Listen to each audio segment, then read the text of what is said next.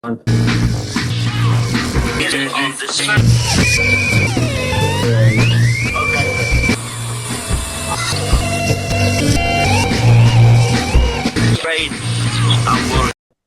everyone, welcome to F.A.L.L.O.U.T.P.O.D.C.A.S.T podcast episode 151, aka Tony was a business friend. It is a futile fall showdown. All 525 songs going head to head. We are in round 3, not as one person dreamed in the last round. We are far from it.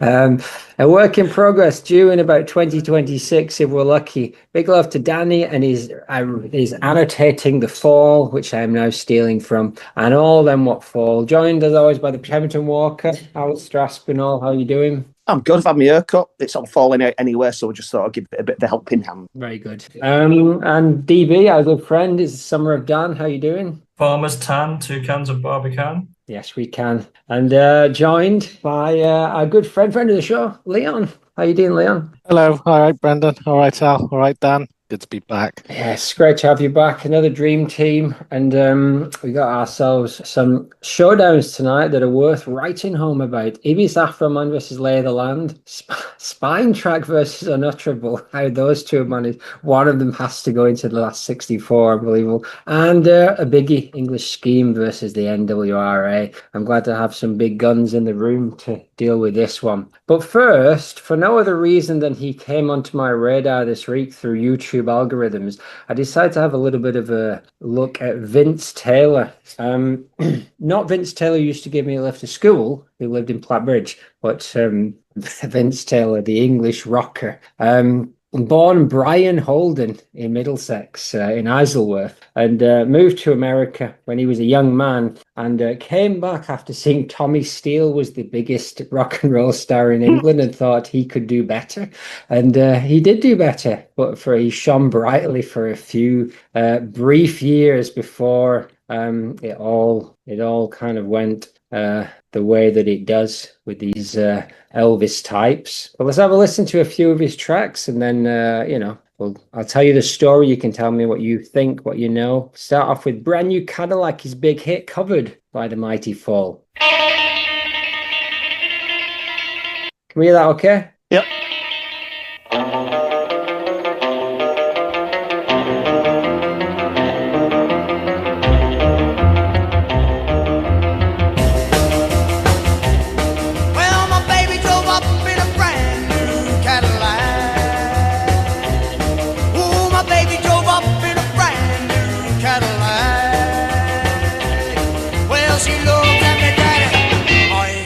Come back.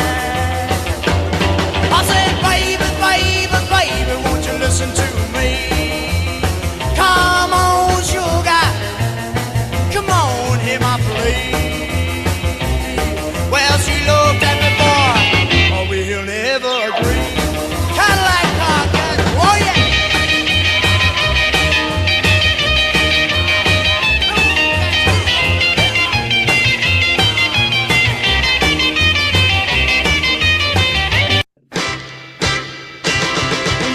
Like a rabbit, fly like a bee. No matter what you do, you'll never get away from me, because I'm right behind you, baby. Right behind you, baby. I'm right behind you, baby, and you're never gonna get away. Yeah. Well, you can make up your face, dye your hair. No matter what you do, just turn around and I'll be there, because I'm right behind you, baby. Right behind you, baby. I'm right behind you, baby, and you're never gonna get away. Yeah. Well, you can go to the east, go to the west, the north and the south, and all the rest. You can pop at the hop, roll across the bar, but don't think you ever gonna get it no more. Well, you can fly through the clouds, sail on the sea. No matter what you do, you'll never get away from me, because I'm right behind you, baby. Right behind you, baby. I'm right behind you, baby, and you're never gonna get away. We got the feeling. Ooh, well, I got a gal with a wrecking machine. Baby comes to rockin' and she's a queen. She loved to dance on a Saturday night. She She's all alone, I can hold her tight. She lives on the 20th floor downtown. The elevator's broken down, so we've been climbing 1, 2, flight 2, flight 4, 5, 6, 7, 8, 5 more. Up to the 12th, and I'm starting to sag. Back to 15th floor, and I'm beginning to drag. Hit to the top, and I'm too tired to rock. Now she calling me up on the telephone. She said, make it over, honey, cause I'm all alone. Say, baby, that you're mighty sweet.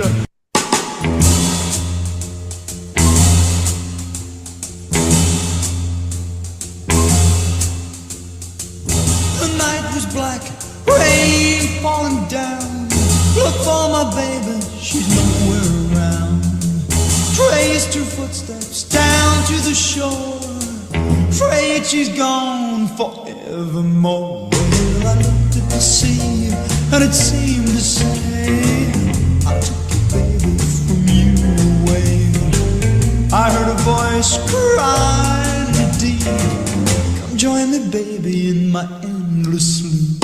A strange set of songs about climbing stairs and drowning girlfriends, of which the 7 or 8 tracks that he's done originally, I think 3 of them have that same theme. I'm not sure if it's something he's not telling us. So, yeah, I'm not sure what you gentlemen know about Vince Taylor, but he moved to California when he was about 6 or 7 years old, and then about 10 years later or so, he moved back after going to Hollywood High School. His sister married Joe Barbera, who made Hanna-Barbera and invented Scooby-Doo and all that stuff. So he was obsessed with Gene Vincent and Elvis Presley, and the Vincent comes from Gene Vincent, apparently. Yeah, he formed the band, the Vince Taylor and the Playboys, known for very, I'll play a video in a minute, very much, a Gene Vincent style, leather jacket, like biker chains all over him, and a lot of convulsive dancing. Great. And they've got the Clash covered Brand New Cadillac, and the Fall did in the late 70s, and that kind of, solidified him with the punks a little bit. And I'll tell a little bit more of the wild side of his story after I get your thoughts. Leon, have you come across Vince Taylor in your travels? Yeah, I don't think I've listened to all of his sort of stuff. I haven't got a compilation. I know Brand New Cadillac I knew first from the Clash version, as I guess a lot of people did. Not a massive fan of London Calling, really, but I don't, great tune. And then I heard it, I think, on a compilation, maybe Rock On, something like that, which, great. Was he big in France? Is that, or am I making that up? No. So essentially, he was working with Tony Sheridan at one point. Sheridan went off to obviously to Hamburg, and he did his stuff with the Beatles there. And they got a residency in France, and they were doing pretty well in Paris. And that's when he essentially moved back to England. He went to a party, and the story is he took acid at this party with Bob Dylan, and he just never stopped taking it, and he never came back from it. And he declared himself the son of God, and was carrying around this bottle of Matthias wine. And this is I'll tell a little bit more of that in a moment. It's horrifying rock and roll acid casualty stuff. If you look at those Hollywood high kind of school alumni from that era, it's just absolutely packed with film stars and musicians, rock stars. Unbelievable. I think there's 2 competing schools in Hollywood, just between the 2 of them produced vast amounts of what isn't our culture, really. Nepo babies, aren't they? That's what they call them these days. Alistair, what about Vince Taylor for you? Yeah, some nice bollocksy stuff there, isn't it? You can see why you're popular with the punks. Because there was quite a lot of sort of balladeering and that kind of thing with some of the rock and rolly stuff. Trying to sell it to the kids, keep it mainstream. Well, that site is a bit edgy. And well written, it's fairly standard sort of writing, but it's really well played. It's pretty par for the course, and I think so Bowie took Vince Taylor as a big inspiration for Ziggy Stardust, because basically he came out and he had a few minor singles, and he came out with this big Brand New Cadillac and a couple of others, and essentially by the time they were done and dusted, they only did about 4 or 5 singles, a couple of big hits, and that 20 Flight Rock was one of them as well. Yeah, and apparently after he lost his mind and he's wandering and he's kind of dressing all in white and baptizing people in the crowd, he says, days later he arrived unshaven, clutching a bottle of Matthias wine, declaring, "I'm not Vince Taylor, I'm Matthias, the son of God." And David Bowie apparently met him in the street a few years later, where he had this map and he was showing Bowie where all the sites of the alien bases were. And this is apparently where Bowie took one of the inspirations for Ziggy. Although musically it's really quite different, but you can see that there's that kind of alien rock star had some. He did like a bit of the legendary Stardust Cowboy from that as well. Yeah, I don't know. It's hard to say. It's one of those things. I think through the years he's basically said everybody influenced Ziggy Stardust. He stole stuff. Dan, what about what's your take on this Gene Vincent tribute act? I like all of the rock stars around this time who were obsessed with death, because there's a lot of them. I think my favourite's probably, well, I mean, it's not really John Layton, it's Joe Meek, but I mean, that. Yeah, like really, I like the minimal sort of nasty sort of Brand New Cadillac. And I listened to his cover of Shaking All Over, because I know the Johnny Kidd and the Pirates one, which is a bit wet, and his version's way better. If you look on the Wikipedia for that song, it's not even listed as one of the many covers of that song. So it sort of shows how maybe a little bit further out of stratosphere he was ultimately, or maybe how history's not really remembered him. If you watch there's some videos of him as well, like from the old jukebox Scopitones of him, and like, yeah, it's got like this very like weird spectral presentation, but his dancing is like, it's too much, isn't it, for a pop star? It's not polite. It's not like got that sex that Elvis has. It's like on the edge of madness, and I found that really appealing. But I can see why he didn't become massive. He's a bit uncontrollable. I didn't look into the timeline exactly. I mean, clearly his post, Elvis Sun years, but in terms of where he is with Gene Vincent, Eddie Cochran, all of those kind of like, I'm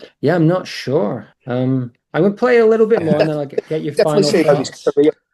His career would have suffered with the advent of Mersey Beat. Well, I think it's just... Yeah. Yeah, go ahead, Leon. What were you going to say? Yeah, because, absolutely. With the advent of Mersey Beat would have finished him off, wouldn't it? But you can see the sort of dementedness what Dan was talking about with the, that's the Gene Vincent influence, isn't it? It's not, sexy or appealing to, not attempting to appeal to teenage girls particularly. It's, too much madness for that. It's like someone's taken like a copy of Elvis, who was all about, to a greater or lesser degree, and then Gene Vincent took elements, and then he's just taken elements of Vincent. And again, I need to look at the timeline. I'll probably find out later that he was a year earlier or something like that, but I don't think so. Well, clearly he took his name from Gene Vincent, so no.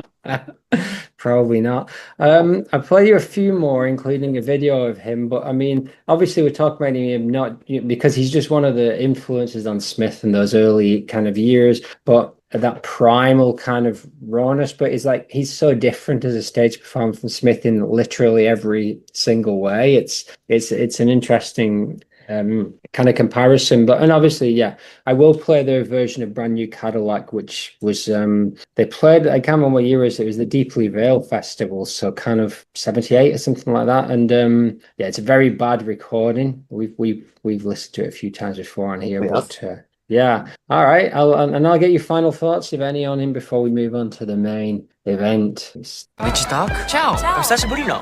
It's like how to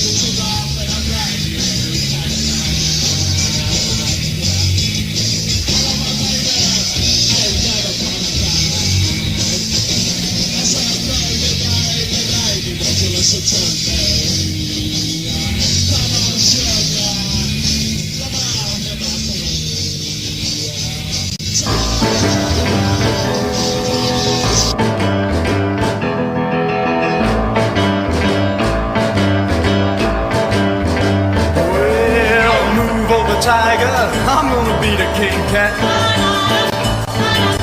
Get over tiger, I'm gonna be the king cat. Well now don't you grab me buddy, this cat, he don't like it like that. I wanna feel free, that's me, the wind blowing through my hair. I'm with a wide road, no load, you gonna see my convertible tear. Move it over tiger, I'm gonna be the king cat. Get over tiger, I'm gonna be the king cat. Well now don't you grab me buddy, this cat, he don't like it like that.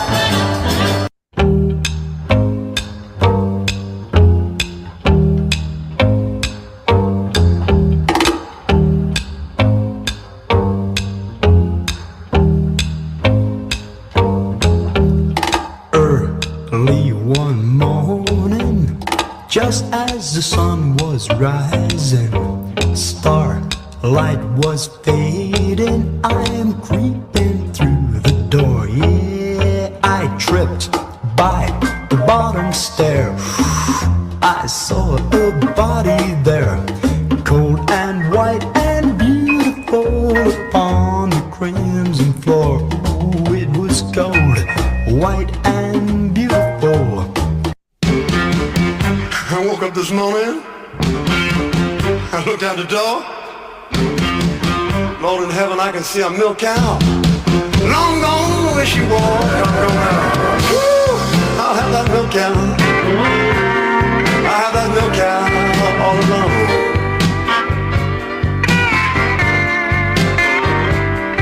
She don't lay on the milk and butter, since that cow of mine's been gone.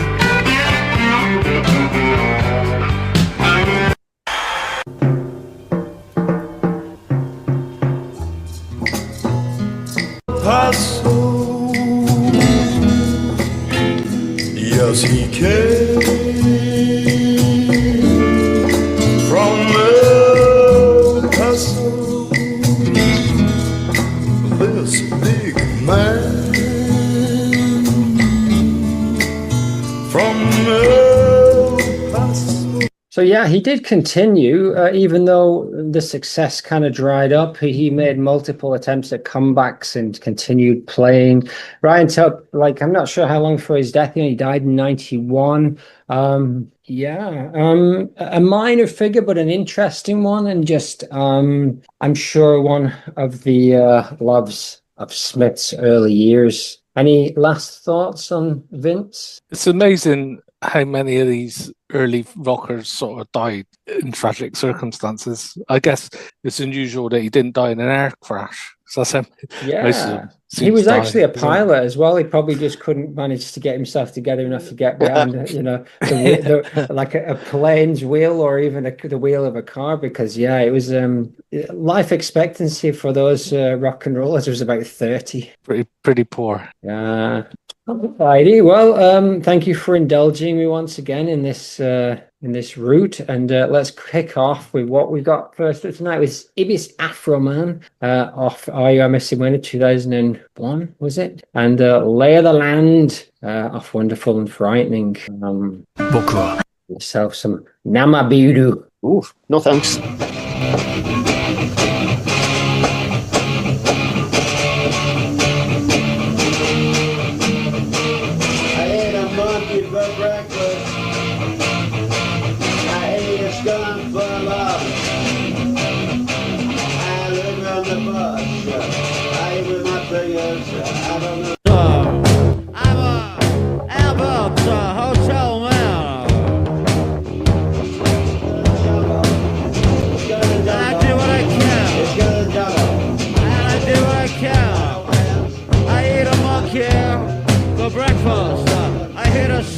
For lunch, I had a skunk.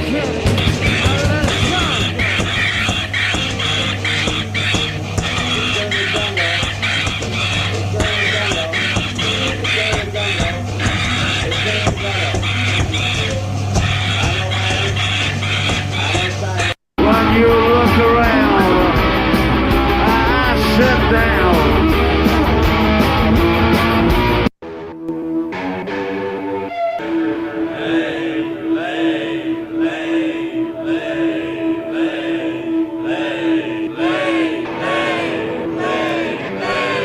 get on this beautiful tree. I'm who they given.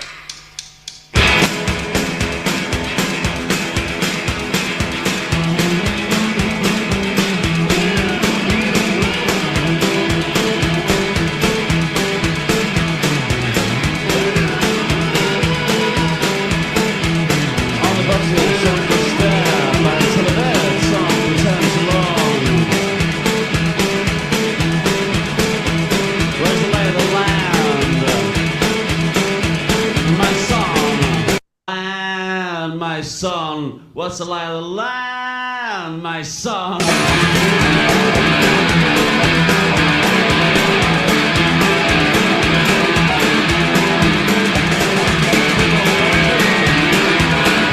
Ooh, well, Lay of the Land versus IBIS Afro man. Alistair, coming to you first. What's best? What's good about him? They're both brilliant, aren't they, Brendan? I'm going to be doing this every week, aren't I?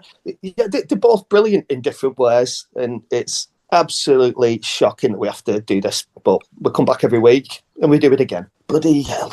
But, you know, IBIS Afro, man, it's just crazy shit, innit? Yeah, I love it. The insane stuff about eating monkeys and skunks, and, you know, it just, I used to fuck all night. But yeah, there's just like loads of mad stuff going on there. And I know, it's not normal. But with this one, you can't not do it. It's just like, whoa. And like some of the riffage is all right as well. And I like the crazy way they present it. The really, really crazy mad monkey bit in the middle. It ticks loads of boxes for me, for just the crazy music stuff, which I do tend to gravitate towards. Lay of the Land is amazing again. Sounds proper crampsy if you ignore the absolutely fantastic bass on it. Two basses. But the bass does remind me of sort of like Most Exalted Potentate by the Cramps, in the sort of like kind of Arabic kind of feel to it. But that works really well. There's you know, the drums are really solid. The guitar is fairly mushy until the overdrive kicks in, but when that happens, it's amazing. And you know, you can't sort of like talk about Lay of the Land without mentioning Michael Clark. No, great, great video, great that Earl Grey whistle test, and that started a very fruitful kind of relationship. And so strange that he would think, yes, that's ballet material, but that's the wild mind of Michael Clark. Yeah. I ate a monkey for breakfast, I ate a skunk for lunch. Spencer, when he was on, told us the fun story about where they were just eating in a cafe in the IBIS hotel. I don't know whereabouts, whether it was near Luton, and Smith just demanded they all go to the room and start like putting this song down, which I imagine is the recording at the beginning, where it's just do-do-do-do. Dun, dun, du, du, du, du, which is Smith's completely wrong interpretation of the riff of the original African Man by Iggy Pop, which I will a little bit about. I'm obviously very, very torn on the ridiculous lyrics that Iggy is putting down there, but I think we should at least compare in a moment. But first, Leon, IBIS Afro Man and Lay of the Land. Yeah, I mean, spoiler, it's going to be Lay of the Land. But my feelings on IBIS Afro have shifted, I think, since covering it on this show, on this podcast previously. I used to seem like a lot more mess about humour in the tune, but now I kind of hear it as a sort of just a gibbering madness, which is potentially murderous. You know, you got your Iggy, but I noticed a connection with the Charles Manson song, Mechanical Man, where he says, Mechanical Man, he says, I'll do what I can. And also he goes on about monkeys in that as well. He says he's got a monkey fed on gingerbread. And I just think it's like an affront to any notions of taste and respectability, really, this tune. If one of Mark's sort of early intentions was to read a horror story, then it feels like that to me. You know, it feels sort of silly, but I wonder whether there's a more, you know, a deeper mental health kind of shit going on in this. Fits with his previous stuff. I like the final third, where it's like the raw sub Gene Vincent or sub Vince Taylor, I guess, rockabilly. Yeah. And then right at the end, okay, Smith tries to keep the tune going after about God knows how many minutes he's been going on, doing one of his opening walking down the street lines, right on the 7 minutes or something. And then you can hear the mic drop and it just sort of falls apart.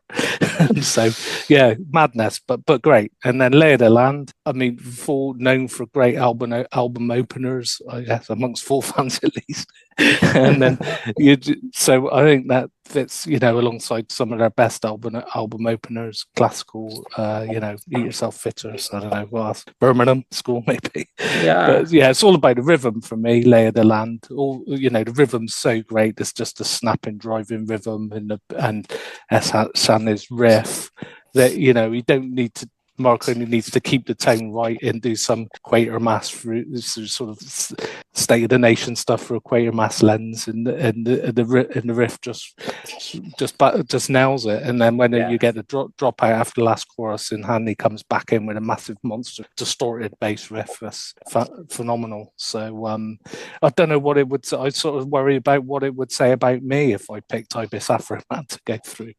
Yeah. Lyrically, and the amazing thing is you didn't even mention the fact it has almost 2 minutes of monkey noise samples in the middle, and the more I've listened to it, I think it's the riff played on the keyboard with a monkey sample in there, because it kind of follows somewhat the rhythm of that image of da da da da da, and I think it's just someone got a monkey samples and they're just doing it like hanging out on, absolute madness. Yeah. Before we move on tonight, I'm going to play a little bit of the Iggy song against my better intentions, but I don't know where I stand on this, but I'm going to do it. Please stop me if you think it's too much. A lot of booze being pushed here on a Saturday evening in Japan town. We can't see any of that. Oh yeah, got to share my screen. Look for the rest. I eat a monkey for breakfast. I eat a skunk for lunch. It's good in the jungle. All right, that's about enough. But there's definitely some elements of the rhythm in there, and clearly he's pinched some of the songs. I'm not going to go further and play the Charles Manson song. It's if you want to have a listen, do so on your own time. I'm not going to give the Beach Boys any more money. Dan, where do you stand on Lay of the Land and IBIS Afro Man? Let me return to my recurring feature for round 3. So Lay of the Land, to get to this point, beat Psychic Dancehall and In the Park. And I was on that show, and I can't even remember which way I voted. I think I might have gone In the Park and been in the minority there. Surely. Although I did admit that it was a close one. And IBIS Afro Man beat Rainmaster and I'm Not Satisfied, which sort of might explain its inclusion in round 3. Not that I'm saying that bad. Lay of the Land, I defer to Leon here. I think he's nailed it. Like, he's monster riff, classic what you think the Fall do in the 80s kind of class crack. Don't need to carry on with that. IBIS Afro Man is an interesting one to me, and like the second time I listened to it this morning, what piqued my interest is that last couple of seconds where you sort of hear Birthday Song float background, and it does sort of like kind of give an interesting sense of like how that this song is clearly like comped together in the almost like in the music concrete style. Like there's lots of things going on, and it also kind of makes you wonder, like you say about this like thing in the hotel and they went and did it, but it's clearly got some origins before that and maybe even after that point. So like this idea that this song kind of transcends these eras, or is kind of not rooted in the kind of like the classic band in a room, because I guess that's the Fall at that time, right? They were pretty sort of scattered, not like a band as such. Oh, you're missing winner. Yeah, they were kind of just, again, it's kind of falling apart again after the couple of years with Julia, and now it was just before Eleni came on the scene, so it was that weird era. Yeah, no, this is where I first saw them live, although I don't think they played this for obvious reasons. I suppose like that first half where it's a bit kind of like, what's that Velvet Underground song where it's a bunch of songs? It reminds me of like the Murder Mystery or something. Not that into that, but when it kicks off in the second half, I think there's a good 2-3 minutes where I really love the kind of the slightly too pushed up keyboard that's kind of, it's never really done it for me, and like Missing Winner is like, it's the first full album I bought as a new album. Like at the time. So I've had 20 odd years to arrive at a kind of a fairly unsatisfying opinion that it's all right. Lay of the Land is a monster. Lay of the Land is a monster, and Ibis Afro, I mean, I mean, this one is just such a weird record. Like, I think it's the last time, because a few weeks ago, between Gotta See Jane, Bastardo, and Ibis Afro, man, it's like a third of the record. And it's like, I love Gotta See Jane because I really love Ardeen Taylor. I realized I'm in a minority there, but I think even the slightly half-assed version of Gotta See Jane really does something you're for me. definitely I know the it doesn't for minority you. there. It certainly does not, Daniel. I think I really like the Ibis Afro Man at times, and especially I see the evolution of the song. I don't really know if I like it as a song. It's ridiculous. It's just stupid. But I think if you look at, I think Spectre versus Rector and Berry do a similar thing where they have the kind of collage you put, but this even more so. There's a live thing and there's a couple of live tapes, and then there's a studio tape, and then I really like those kind of weird keyboards that kind of come in at the end that are played out of time, and it's like goes from being like a dirge into like a party stomp, and I kind of think it's got a lot of charm, but there's just a distasteful element, as I know, where he's taken some of these ideas from just it doesn't make it okay, Iggy. It doesn't make it okay, Charles. And it doesn't make it okay for you, Mark. So Stuart says, it's a trial to get through, isn't it? I admire its chutzpah with the relentless grinding riff and the overdubbing of different demo-ish recordings and syncing and phasing, the odd monkey section and the bad rock and roll bit, where he sounds like he's admonishing a movement to move fast. Unfortunately, it's done to a really shit song. Fair enough. Ibis Afro Man says, Max, an interesting track, but I think it's reached the end of the road. And Ezra, he's back. Gem off well underrated IUR Missing Winner. Your Pink Floyds might use monkeys in their record, but if they did, they would use a range of samples. They would either use a range of samples or a long sample. They might even consider such fripperies as EQ and gain, not our lads. This is what it's like being part of the great and likely unconcluded cycle. It's likely those monkeys were meant to sound grating and robotically identical. Extra avant cred to the mobile phone on top of the microwave sound at the end. Awesome rocking and great electro murk. Yeah, it does have that sound at the end. Moving on to Lay of the Land, I think it's at the end, I believe Carl Burns steps in on bass. I think after that last chorus, there's two basses. I read Brick saying something about it. So I think Burns is on kind of percussion for most of it, and then steps in, and that's a really, really good sound. Yeah, Lay of the Land, absolutely a gem.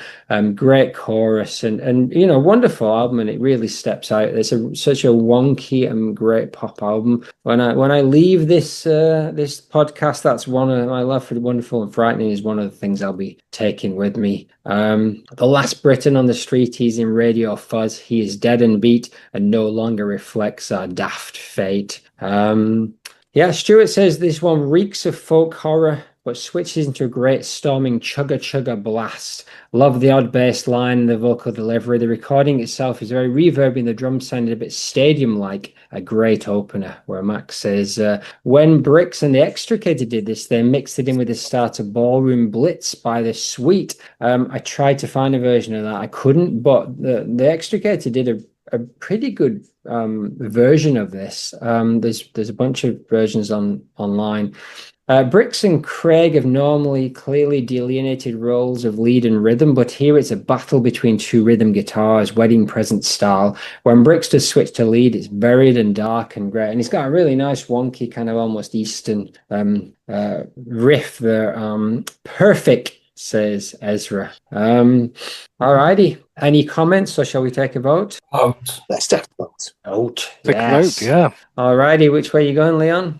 Lay of the Land for me, please. Yes, you did say earlier, but I want to check just in case yeah. This journey had turned you. But no, this Leon's not for turning. I have to resist IBIS Afro Man for my own health. And the good of us all, to be honest. The good of us all. Yeah. Apocalypse. So Dan, which way are you going? Well, IBIS has had a good cup run here, but lay. That's right. Stuart has also gone 3 points later land and only one for IBIS. Yes, Alistair, which way are you going? IBIS Afro, man. Oh, sure. Nothing swaying that, even though it's a cover as well. This is how much you love that. It's a cover and you're putting it through. I know, it says a lot about my integrity, doesn't it? It does indeed. Max has gone for Land, and Ezra has gone 3 points for Land, 2.9 for Hot Chip Land. And I am also going for Land. So Land goes through easily, and its charms of Ibis Afroman will be left to those who dare brave it one more time. Moving on to Spinetrak against Unutterable. A shock. Who would have thought at the beginning of who would have thought in the last version of round 2? All right. Oh, geez, Louise.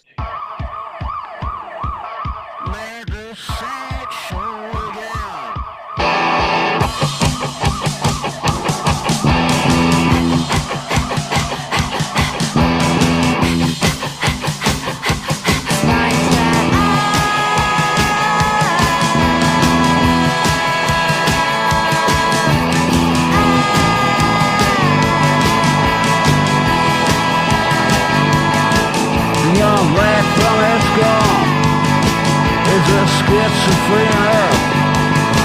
He also thinks he's a man. His other half is his sidekick. The man from F.A.L.L.O.U.T.P.O.D.C.A.S.T is a schizophrenic. Other half is called Chip, his sidekick.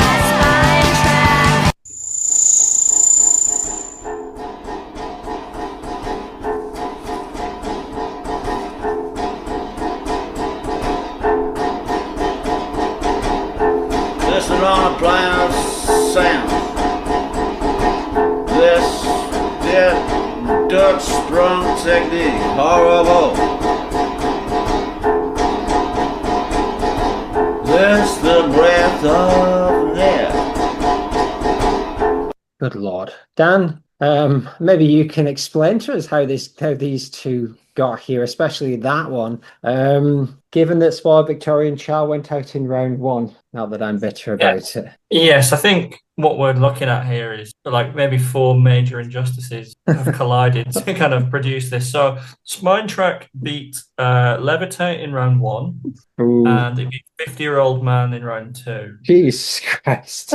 Unutterable beat Jingle Bell Rock and the $500 bottle of wine. So I mean, I think I disagree with at least 3 out of 4 of those. However, we have to play as it lays. Yeah.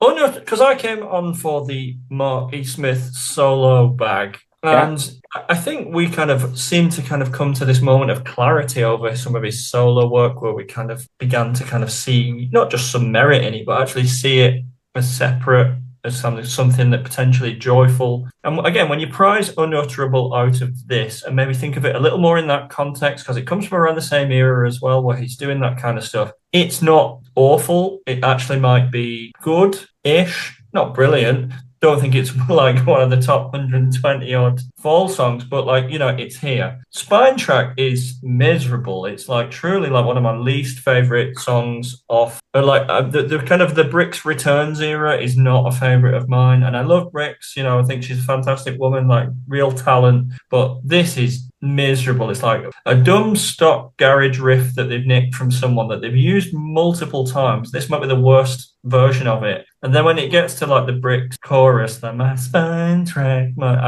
I want to die. My skeleton wants to jump out of my body. It's just everything I hate about sort of jangly American sort of middle tier college rock that I despise. To be like, I would say it goes as far to say despise.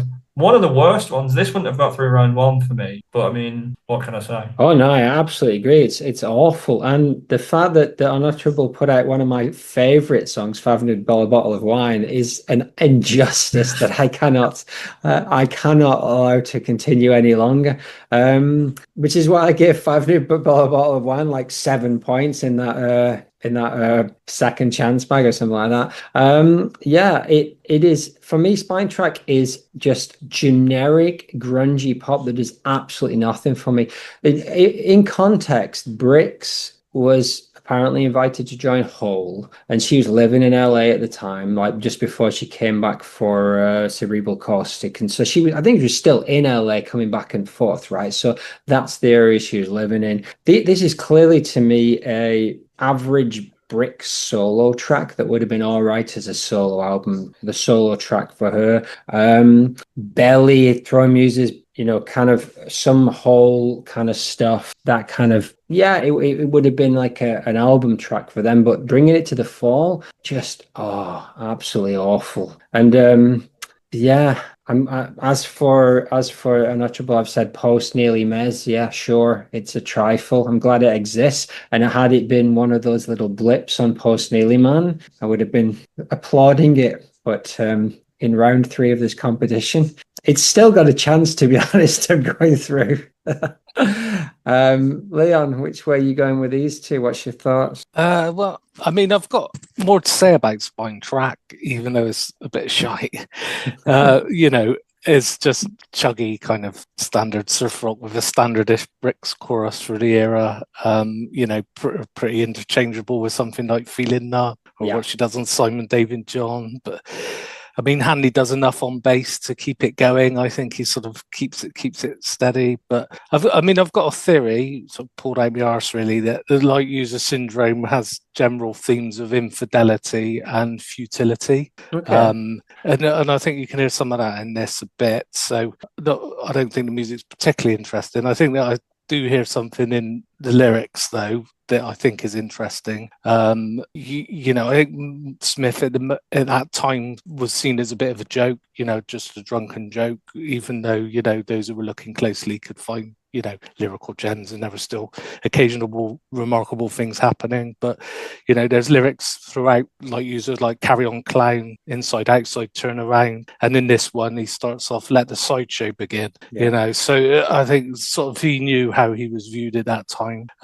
He's sort of back in the mental health realm again with a character that, might have something like what we call now dissociative personality disorder, sort of a split personality type thing. One of the most sort of feared and unpleasant mental health problems, really. A bit of man his head expanded type, sort of seeing yourself in the news going on in there, and what might be a completely catastrophic part where the spine split and came out of his box, which is doesn't sound great if you have dissociative personality disorder. And then after he does that is sort of Let the Sideshow Begin again, and you wonder what transpired after that spine split and came out of his box.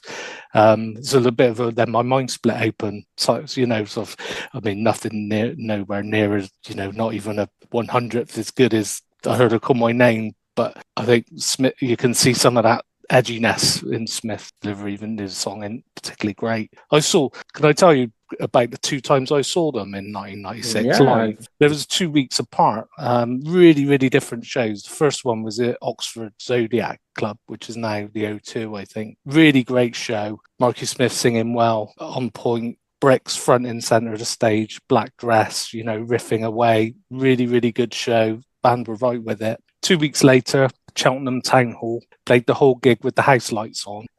You could see the band were so angry with Smith. They were daggers at him. Smith was pissed beyond belief. He could barely stand up. He was all over the band's instruments at a time when they weren't enjoying that at all. Yeah. And it was very, very tense. And the band, it looked like a fight might break out on stage at that time. They were very unhappy. He didn't sing. He kept walking off. And I think it's the last time I ever witnessed a punch up at a gig, actually, which I haven't. I've been going to gigs for 30 years. This was 30 years ago, This was the last time I see the fight in the audience. And it seemed to be completely spontaneous. There's a group of, a mixed group of sort of weirdos, old believers in the Fall and the occasional kind of young head who'd probably been listening to John Peel for the drum and bass in techno and had picked up that something was going on still with the Fall. And, and it was just the atmosphere on the stage got into the audience and, people were unhappy and arguing in the audience, and I've never really seen anything like that before. Bad vibes. Since really bad vibes. You know, they could make a room, you know, feel like that in a way that I've not really seen with a lot of other groups, and you know, 2 weeks apart, completely different. Yeah, it's mad. I mean, and that reading that you've got there of how this might be autobiographical, is that kind of possible, isn't it? Yeah, because I mean there was talk at the time, and I mean of how ill Smith was in that sense, but a lot of it seemed to come via bricks, and it's you know, you have to think about what the context and perspective was, but they were definitely tough times. Yeah, Alistair, and then Unutterable. Sorry, I didn't mention Unutterable. Yeah, I got carried away with SpineTrak. Yeah, exactly. I haven't got much to say about Unutterable, but yeah, it's just a short piece that, you know, got a nice little lyric, but I haven't got great deal to say about it. Again, glad it's there, but it's not, you know, I'm not going to keep going back to that particularly. No. I think the only thing about it is when the lyrics were taken as a standalone, the non-appliance sound, the dead Dirk sprung technique, horrible, the breath of Nico dripping post-seizure, finishing floated brain of intolerable. It's there's the dankness and the darkness in there that is quite beautiful, but as a piece, it's almost a skittish kind of little thing there in the middle. Alistair, what's your take on these two? Kind of what you've already said about SpineTrak. Not a fan of it. Formulaic, so-called sort of threatening sounding stuff. You know, it just sounds like trying a bit too hard to be edgy, and and doing it in a very college rocky kind of way. It's overproduced. Not much else I can say about it. Unutterable, I do like this kind of thing. You know, I'm a right twat for it. You are a right twat for it. I imagine you voted this over a $500 bottle of wine. Well, yeah. But, you know, keeping it simple and short, it's just like, you know, just over a minute long, I think. And it sounds like my crappy steel drum. But, you know, it does remind me of stuff like, well, yeah, you know, you say skitty stuff. I'd say this is more art, really. It's just like a little piece of art that's just stuck in there to minimalist, simple. Yeah, I like it. It doesn't overstay its welcome. Fair enough. Nice. Well, here's what the lads think. Stuart, SpineTrak, I love this one. It's really sleazy and kind of makes me think of Electroclash. Is he even listening to the same song? I love the thick sound of Rez's voice against Brix's sweetness, and that little guitar figure in the chorus is a lovely touch. It's a shame things weren't pleasant around this time, because musically this era is where they lean into pop hooks and do it far better than their attempts in a lot of earlier stuff. I could take a few albums of numbers like this. Well, there are a few. There's at least 3 or 4 on Cerebral Caustic and 3 or 4 on here, but good Lord, no. Max says, coming after Lay of the Land, these two songs are like bookends for Brix's career. Unfortunately, it's not one of her better ones. I find it a bit cringy. And Ezra had nothing to say on it. Whereas, Stu said on Unutterable, I like this one for a little spoken word interlude with a bit of Foley. Mind have I got sampling it? And Max says, I'm going to reuse my comment from round 2. If it's Mez and your grannies on saucepans, then it's the fall, but it might still be crap. And, Unutterable obviously was a favourite of Lovecraft, and you wonder whether there's a little bit of kudos got from just that title. But what can we say? It's vote time. Which way are you going, Alistair? Unutterable. Sure. Leon, which way? Yeah, Al's won me over. I'm going Unutterable too. It's nice little words. This doesn't hang about. Yeah, fair enough. I did just not voting for SpineTrak basically because it's no. I'm with you. I'm going for Unutterable against my best intents. Dan, which way are you going? I think the victory overall for Unutterable is now inevitable. Unutterable. Who am I to stop it? Well, you say that, but let's listen to what the people on the interwebs think. Stuart obviously has gone SpineTrak 3 Unutterable 2, so that's one for SpineTrak. And Max has gone for SpineTrak and said he's very lucky to get it. And Ezra also gone for SpineTrak. So, Dan, you were the deciding vote. And You put Unutterable through to the last 64. Unutterable now officially one of the should appear on a triple CD of the best of the fall. Should be the first one on there. Indeed, a palate cleanser, if you will. And now we're down to the big boys, two of the grotesques. We've got English Scheme against NWRA. I'm dripping. Website designer, anyone? Yeah.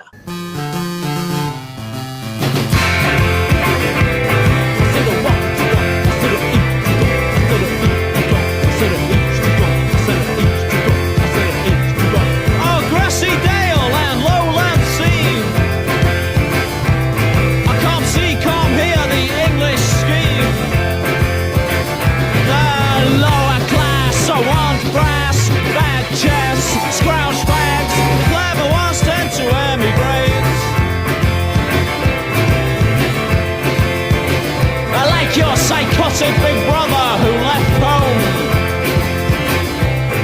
Poor jobs in Holland, Munich, Rome. He's thick but he's struck it rich. Switch the commune crap. Can't bob a middle.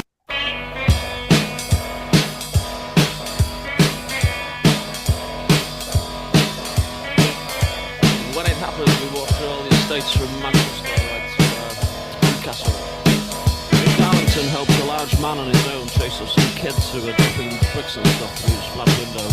She had a way with people like that. He kissed us and we moved on. Jimmy had choice played one morning. The song was English Scheme. Mine. They changed it every day. The North will rise again. The North will rise again.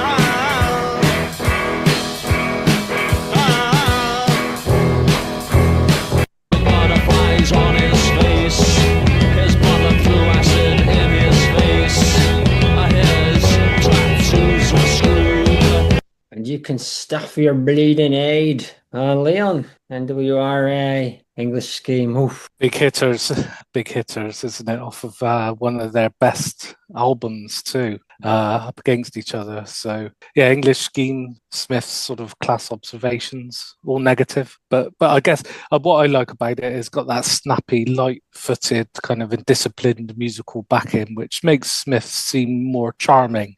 I think he has to keep it slightly upbeat. If we were smart, we'd emigrate is a nice sort of charming ending to it. So it's a delightful tune. I don't think there's that many others in their catalogue with a similar feel, actually. Maybe you think Hot Runes, Side S-Ways in these times. I don't think it's absolutely top tier, as it does sort of slightly lack that intangible kind of otherness and spookiness that I particularly really value with the full stuff, with their best stuff. But it's great, nonetheless.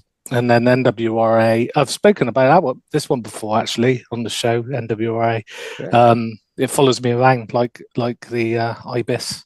And there's so much in this. I mean, it's just packed with information and quotables, and of the cabaret vibe, the WMC vibe, kind of the George Harrison like guitar tone that's in there.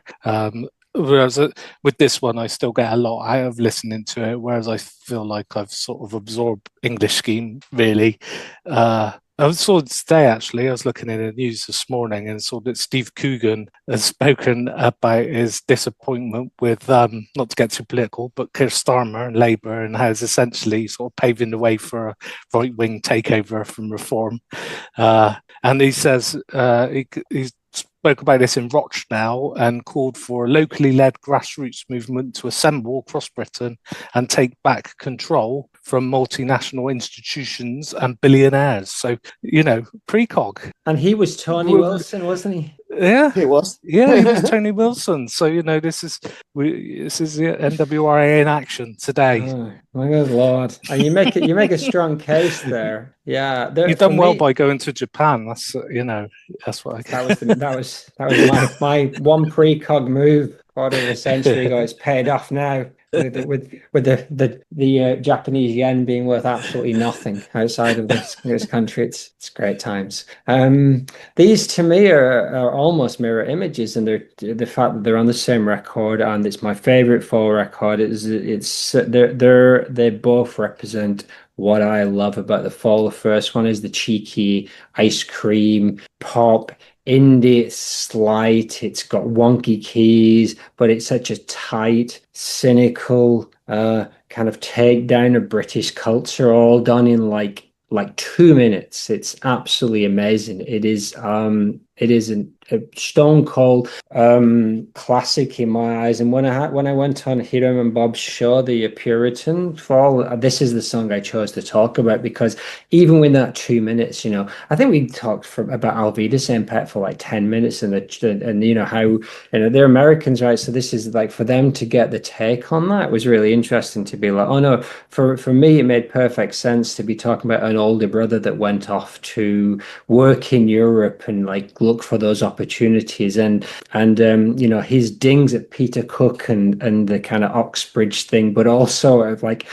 kind of champagne socialist driving through Haslingden, and just the line for line an absolute heavyweight, while at the same time being pop froth. Whereas NWRA does the opposite. It takes 9 minutes, and again, 2 9-minute songs, Ibis Afro Man and NWRA, again, great to compare, but where NWRA just has this, it doesn't start off with a big riff or anything cheesy, just this kind of vampy guitar, and Mez is just there doing an absolute masterclass in telling this story. I mean, we did that episode on Roman Total, and there was just so much in this song, and still not telling you anything. It almost doesn't matter what Steve and Craig are doing, but what they do is exactly right. It's, and Mark Fisher's talked endlessly about the Pope modernism and the way it cuts the narrative up and jumps forward, and it makes me every time realize that I don't know anything about the history of the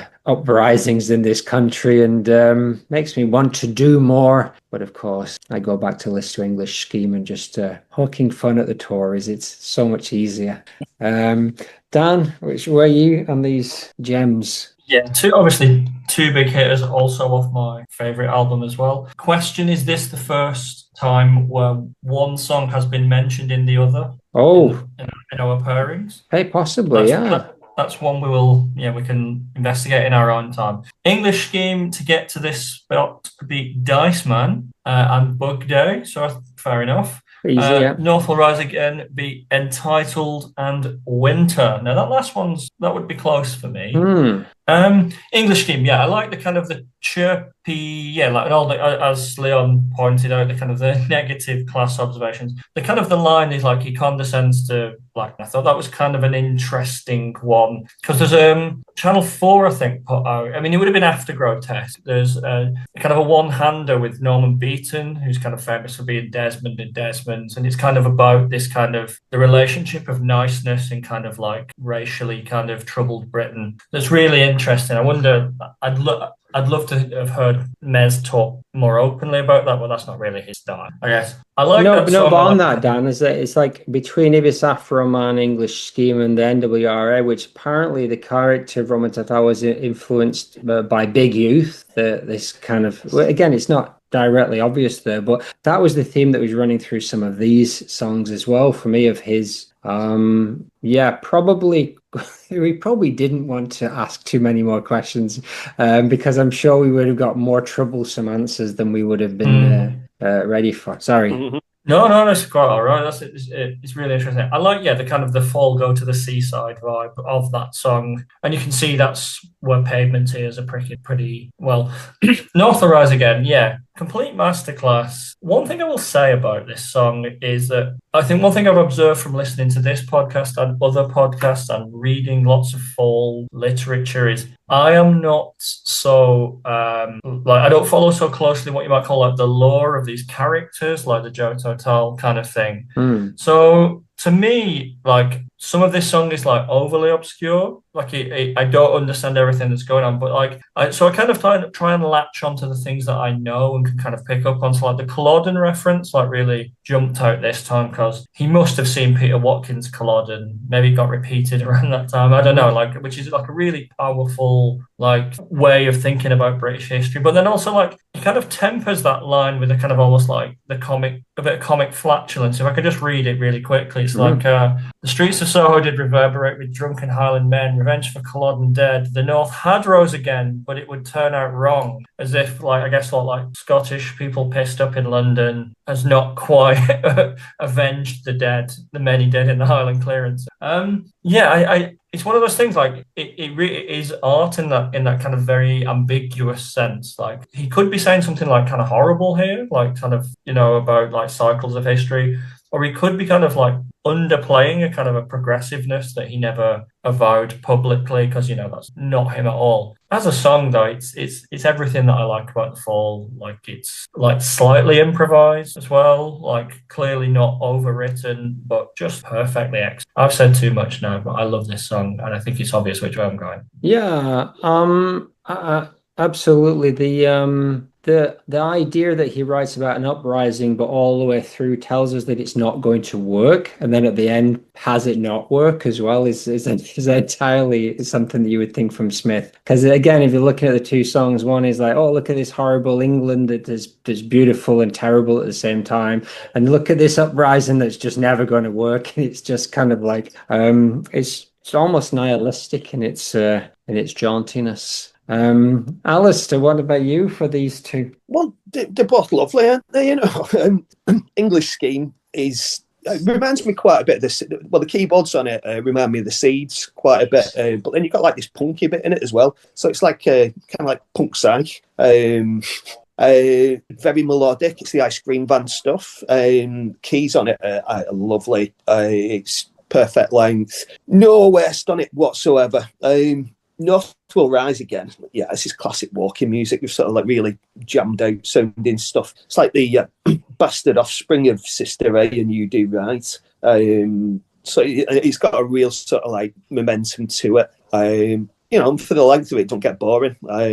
But yeah, classic walking music for me, this one. But again, it's great to compare two songs that are about 9 minutes longer. IBIS Afro Man, which kind of outstays its welcome and just has to keep you interested through just like surface level changes in like the sound and production, whereas this just keeps you engaged for the entire run. Stuart says, where we are? What does Stuart say? A perfect song, wry and spry, wonderfully recorded, sold with absolute commitment, and mentions my hometown of Haslingden, which I only just realised really the best shit. Max thinks if the Fall was still around, they'd be pretty much immune to cancel culture, but the condescends to black man line would raise some eyebrows regardless. It's fun, jolly, jaunty little number with some fantastic lyrics apart from the aforementioned. And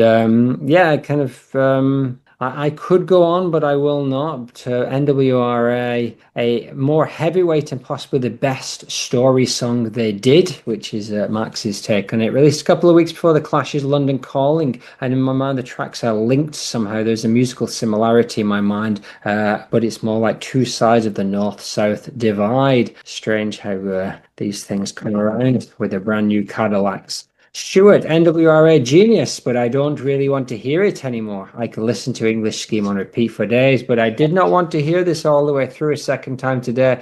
I was mildly obsessed by it when I first heard it, and I think I killed it for myself. It's a very good point. 2 minutes of absolute amazing pop or 9 minutes, you got to basically commit. But I think that we're talking about the big picture here, and I got to go with NWRA. It's got to be the one that just has just so much more heft. So let's take that final vote. Alistair, which way are you going? NWRA. Voila. I'm also going for NWRA. Leon, you already told us, but if you don't mind. Yeah, I've changed my time several times during the course of listening to people talk about it, but NWRA. Yeah, it seems like English Scheme's not going to get a lot of love, even though it's up against a real big boy. I wouldn't have been surprised if these had come up against us in the last 8 or last 16 to come up at this stage. But that's football for you, isn't it? Dan, which way are you going?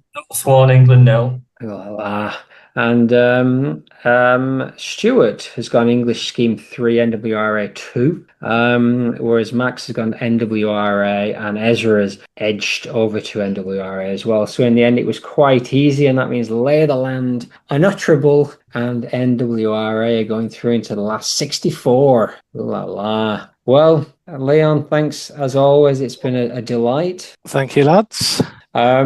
I had to listen to your Jumble Cell. I do drop in from now and again on Jumble Cell Radio. It's good stuff. How can we direct people towards that? There is a Nudes Radio app you can get now. So Nudes Radio is an independent radio station from out of central Bristol. And it's a huge mixture of, diverse mixture of underground musics on there, club nights they put on. At the moment, they're in the process of building a new studio, so there will be a grand reopening quite soon. So if you internet it, you'll find Nudes Radio. You'll find something that you like on there, a show about music concrete or all the latest dance club stuff. There's reggae shows, soul shows, the lot. Lots of young upcoming exciting DJs on the show, and some old bastards like myself. I think I know one of the guys who does the show on Nudes, or has done. Like, his name's Will. He's always really far out electronic weird stuff. Yeah, there's a guy who does the Join the Future show on there, who's from the very heavily connected with the early Warp Records sort of era. Sheffield, and he has a show on there called Join the Future, which is a really great listen. But nice. You'll find a lot of decent stuff on there. Similar in vibe to something like NTS, I suppose, would be a comparison. Yeah, it seems like a very cool station. I'll link it in the show notes, as they say. Thank you. Yeah. All right. Well, Leon, hopefully we can persuade you to come back as we hit round 4 and beyond. I look forward to it. And to see if we can get some of those tracks that are following you to come back. Wait for IBIS to come up. Oh, no, IBIS won't come up again now. No, well, the last of it. So you never know, though. You never know. Stranger things have happened. Dan and Al, thank you as always. I'll catch you on the other side, and I'm going to play the theme tune, and we'll be done with it. All right. See you all later. Meet you after. Bye.